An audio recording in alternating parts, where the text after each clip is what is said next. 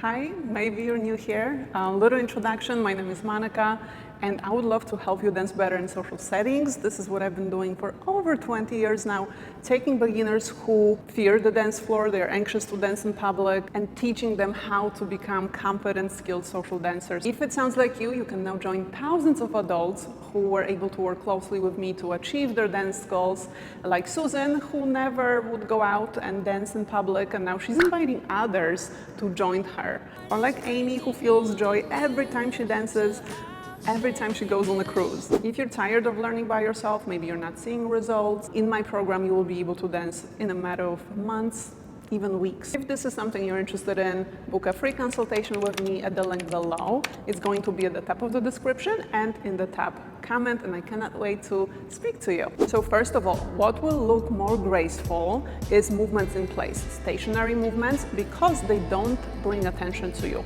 And a lot of beginners, when you're just starting out, you don't want the attention to be on you when you're on the dance floor, right? So any movements in place will make you feel more comfortable, and therefore they will look more comfortable, more graceful. One of my favorite dance moves for beginners, but also I still use it, is a step tap with a little bit of hip action. Put the foot down flat, shift weight onto that leg, and then the other foot just touches just the ball of the foot very lightly to the floor. Now the foot that's touching the floor, you will pick it up just a little bit, just so you can put the foot down again, and then transfer the weight, tap the other foot. So we have step, tap, step, tap. This is why I call this movement step, tap. It's easy to remember the action that you're doing. Now, before we add the hips, we have to make sure we are a little bit lower, because if the legs are straight, the hips are being blocked, they're not going to want to move. So you're going to bend the knees just a little bit. As you're doing this step, just don't get too low. You're not going to be doing that. The goal is to blend in on the dance floor and not bring attention to you, remember? So very tiny, soft knee bend.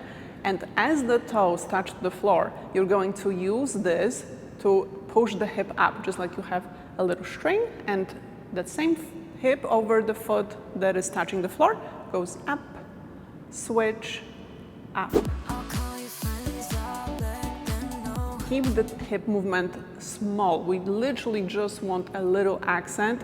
We don't want to show off our range of motion. It might not look that great. The movements won't matter if you don't have rhythm, okay? If you're dancing without rhythm, nothing will look graceful.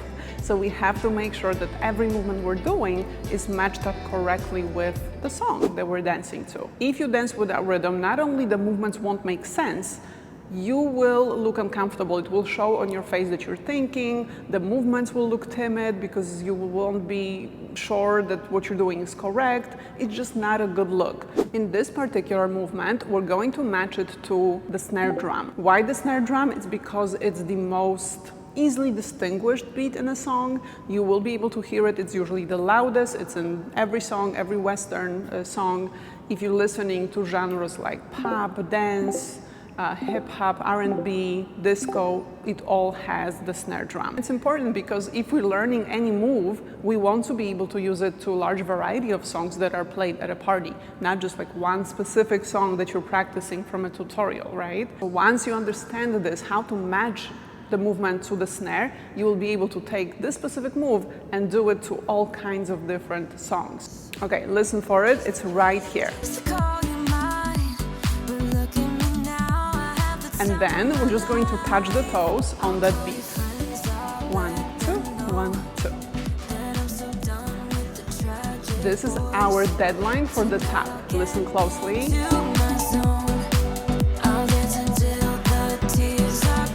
Once you're ready, hip up. That happens at the same time. Listen.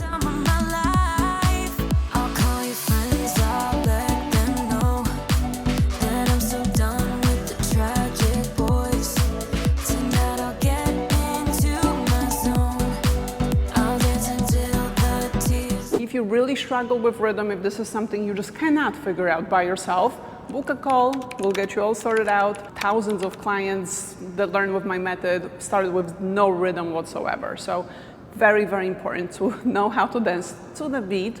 And what I like about, being able to do a simple move like that, the stationary move, like the step tap that we did, once you're able to do it correctly to the rhythm, once you're comfortable with this movement in place, you can then travel with it. You can take it all around the dance floor. So the tapping part is the same as before, but every time I take a step, I go slightly forward, I can go slightly back, same rhythm and everything, but instead of stepping right next to the foot, I go a little bit forward each time. That will make me travel forward, or if I step back, it will make me travel back, and we can still add the hips, we can still make it very graceful, confident. And you can see here my client Lisa, she first was able to do this movement just in place.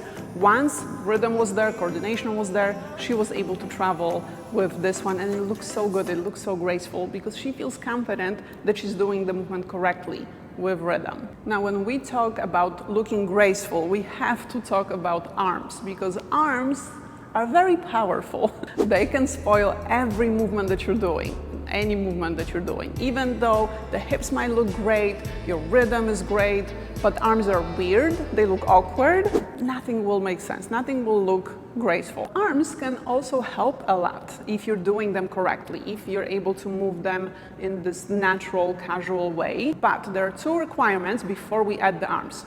One, you have to be very comfortable with the moves that you're doing. I don't mean the arm moves, I mean whatever is happening with the body. So in our case, the step tap with the hip, this should be very comfortable for you before you attempt adding any arms. Number two is you have to be able to match this movement to the beat and stay on beat. When we're adding extra body parts, it will either make us slow down or speed up. It just throws off our rhythm. If you're a beginner starting out, you probably know what I mean by that. The more things you're moving at once, the harder it is to stay on beat. If you're not comfortable with the lower body movements, and if you cannot match them to the beat, the arms won't help. They will make it even worse. Let's add something simple with the arms to our movement. I'm just going to lift the arms slowly and then bring them down. You can experiment with how you're lifting. They can go out to the side, they can go straight in front of you. I like this move because it's not a dance move, it's a lift. And we all can do that, right? What also I like about this one is that the arms don't follow the beat here. You can just go as slow or fast as you want. You can even pause a little bit up here. The feet and the hips, they have to stay on beat, right? So we have our step tap with the hip. And then slowly, once you're ready, after a few reps at least, start bringing the arms up, pause, hold them here, and then down. You can change up the position of the arms slightly, like one elbow can go, more to the side. They can be more closer together. You can rest them on your head at the end. So many different options. I would first do it without the mirror, but then it's helpful to see if something doesn't look too crazy, so you can practice in front of the mirror. Now just mention that adding the arms to any movement, it does require something that's called coordination. If you feel like you don't have it, if it's hard for you to put things together and move different body parts at once, don't worry, because this is not a talent, meaning if you don't have it, you can build it. What it does is all of the movements are not only easier for you to do, they're easier for you to learn because it requires less time to kind of introduce new moves to your body, but also you will look more comfortable, more natural doing the movements. It doesn't matter if you're moving 2 things at once or 5, it will be just easy. So you can see Lisa that I mentioned, we started with 0 arms. We were only working on the lower body movements because she wasn't able to handle adding any additional body parts. It will throw off her rhythm, so we didn't do it at all, just simple. As we were building her coordination, gradually we were able to add more and more stuff, and now she's moving the arms with ease. It's just easy, it comes naturally for her. So don't worry if right now the arms are not working that well, maybe they mess up your rhythm, they spoil the entire picture. Do the lower body first. Practice that enough until you feel confident that you have it right.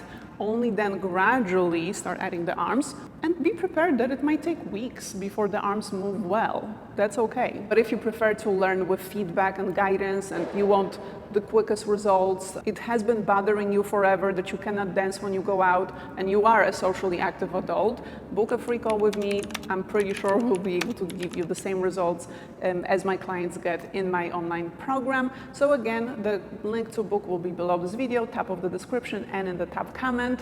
Thank you so much for watching, and I will see you in my new tutorial very, very soon. Bye, guys.